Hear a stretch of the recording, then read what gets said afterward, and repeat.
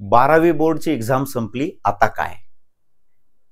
PCB PCM group आहेत त्याच्यासाठी आता काय? मी काय करू?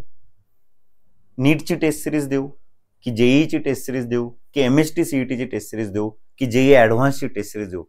सगळं कन्फ्युजन झालेलं आहे. मी हा व्हिडिओ त्यासाठीच बनवलेला आहे. विद्यार्थ्यांनो, जर तुम्हाला ह्या गोष्टीमध्ये कन्फ्युजन असेल की बोर्डच्या एक्झाम नंतर काय, तर हा व्हिडिओ शेवटपर्यंत बघा. प्रत्येक गोष्ट तुम्हाला इत्थंभूत प्रत्येक टाइम टेबल सहित मी या व्हिडिओमध्ये सांगणार आहे. शेवटपर्यंत व्हिडिओ बघा. काही डाऊट्स असतील, काही विचारायचं असेल तर कमेंट्स करा. कमेंटच्या थ्रू तुम्हाला आन्सर देण्यात येईल. तर नीट परीक्षा देणारे विद्यार्थी, जेई परीक्षा देणारे विद्यार्थी आणि सीईटीची परीक्षा देणाऱ्या विद्यार्थ्यांसाठी हा व्हिडिओ मी बनवतोय. पालकांनी सुद्धा खूप व्यवस्थित हा व्हिडिओ बघा आणि तुमच्या ज्या शंका असतील त्या कमेंट करा. 12वी बोर्डच्या एक्झाम नंतर पीसीबीच्या नीट देणाऱ्या विद्यार्थ्यांसाठी चालू होत आहे booster Udaan test series, JEE मेन्सची टेस्ट सिरीज जे सेशन 2 साठी आहे, एमएसटी सीईटीची टेस्ट सिरीज आणि क्रॅश कोर्स.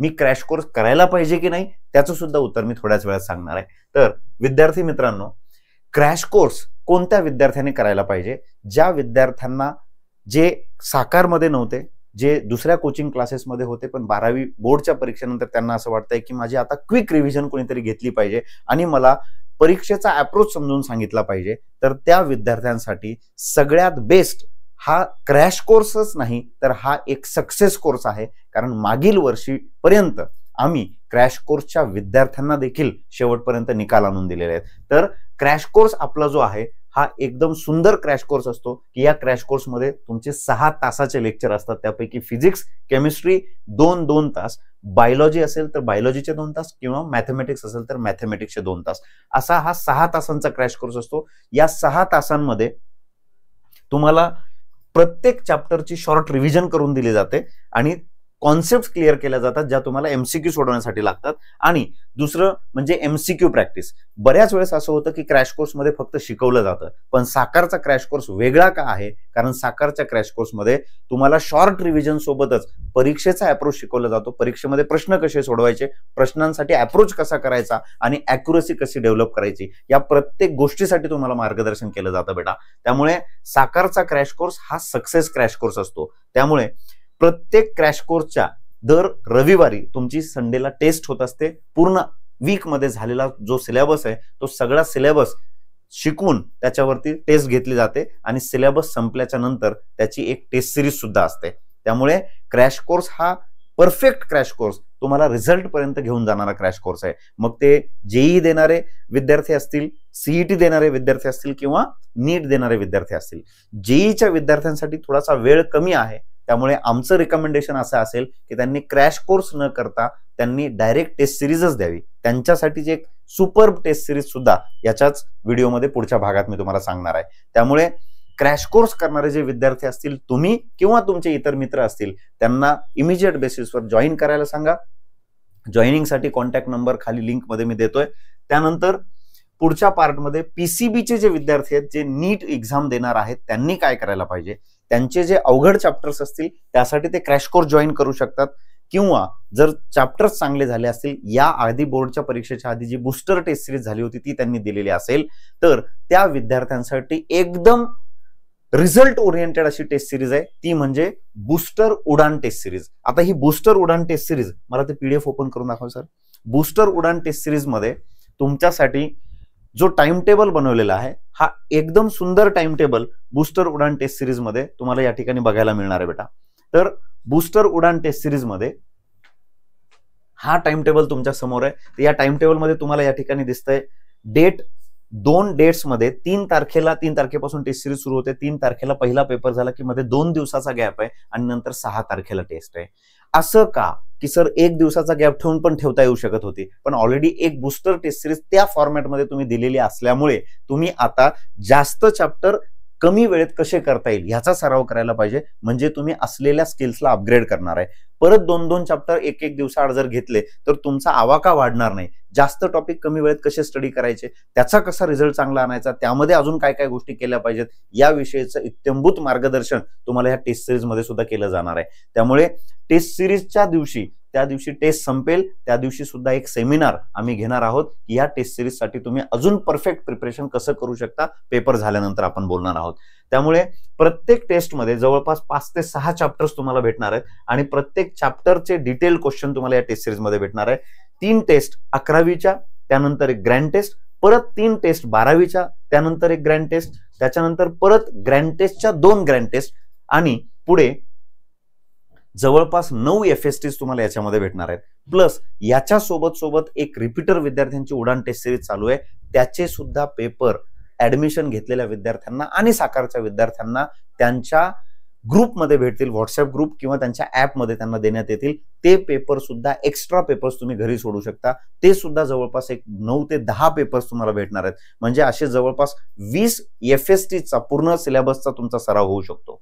त्यानंतर जे विद्यार्थी MST CET ची टेस्ट सिरीज देणार आहेत, म्हणजे जे PCB आणि PCM हे दोन्ही ग्रुपमध्ये आहेत, दोन्हीपैकी कुठल्याही एका ग्रुपमध्ये असतील किंवा दोन्ही ग्रुप असतील तरी सुद्धा ते MST CET ची टेस्ट सिरीज देऊ शकतात. MST CET ची टेस्ट सिरीज शक्यतो इंजिनिअरिंग करणाऱ्या विद्यार्थ्यांनी दिली पाहिजे. याचा रिझन सांगतो मी तुम्हाला की MST CET करू की JEE करू असा प्रश्न बऱ्याच विद्यार्थ्यांना पडलेला असेल, कारण तुम्ही ऑलरेडी सेशन 1 JEEचा दिलेला आहे. मग JEE की CET, आता इथून पुढे काय अप्रोच असायला पाहिजे की दोन्हीची तयारी करू.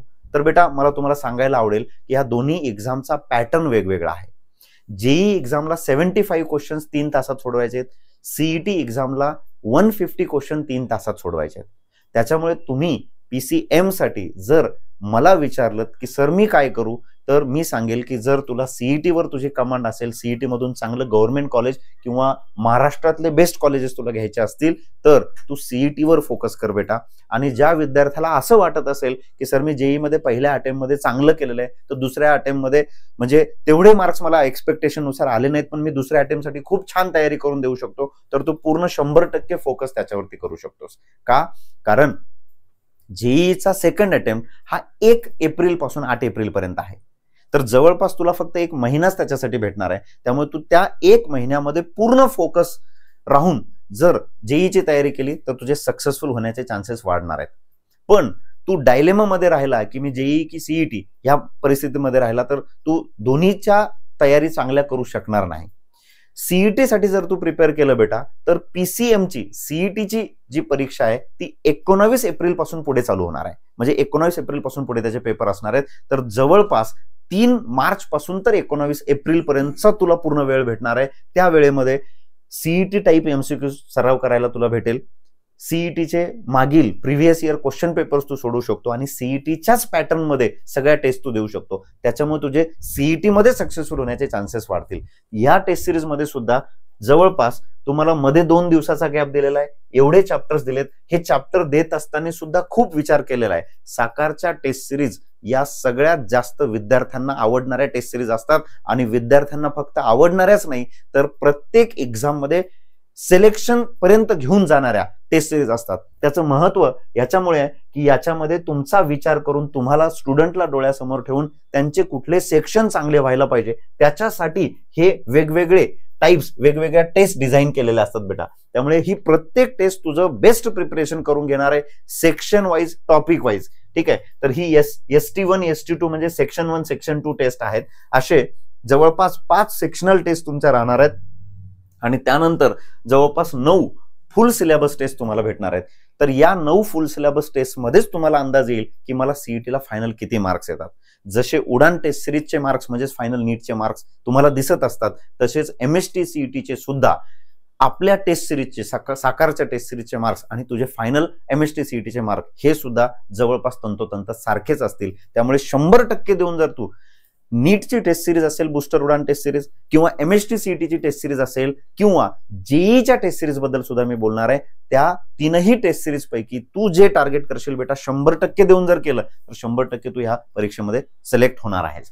तर तिसरा जो पार्ट आहे तो म्हणजे JEE मेन फेज 2 किंवा सेशन 2 साठी ची जी टेस्ट सिरीज आहे त्या टेस्ट सिरीज मध्ये परत एकदा पहिल्या 1, 2, 3, 4, 5 टेस्ट ज्या आहेत ह्या परत CETच्या डेट्स नुसारच आहेत.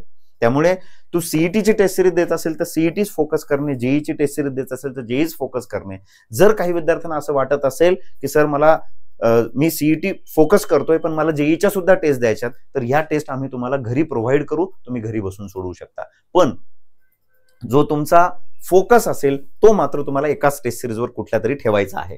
त्यामध्ये फक्त फुल सिलेबस टेस्ट असणार आहे, पार्ट सिलेबस टेस्ट असणार नाहीत. कारण 1 महिन्याच्या ड्युरेशन मध्ये तुम्ही पार्ट सिलेबस, हाफ सिलेबस, फुल सिलेबस करू शकणार नाहीत. त्यामुळे फक्त फुल सिलेबस टेस्टच आणि त्याचीच फक्त प्रॅक्टिस जर तुम्ही केली तर जेईच्या सेकंड अटेम्प्ट मध्ये तुम्ही खूप छान परफॉर्म करू शकता.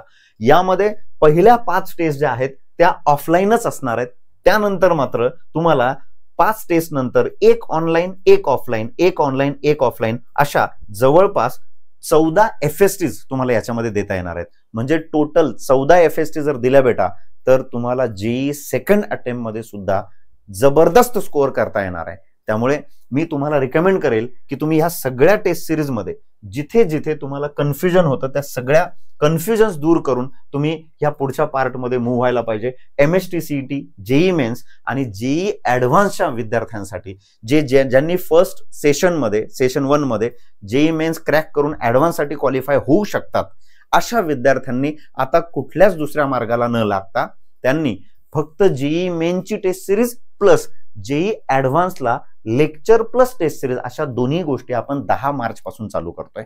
त्यामुळे या 2 टेस्ट सिरीज 3 मार्च पासून सुरू होणार आहेत, पण JEE advance lecture and test सिरीजचा जो प्रोग्राम आहे तो 10 मार्च पासून चालू होणार आहे. त्यामुळे तुम्ही प्रत्येकाने तुमची ठरलेली टेस्ट सिरीज आणि तुमचं प्रिपरेशन, कुठल्याही गोष्टीसाठी गरज लागली तर पूर्ण साकार टीम तुमच्यासाठी तयार आहे. त्यामुळे तुमच्यासाठी हा सगळ्यात महत्त्वाचा व्हिडिओ मी बनवलाय. या व्हिडिओमध्ये काही तुम्हाला अडचण असेल, काही गोष्टी समजल्या नसतील तर तुम्ही विचारू शकता.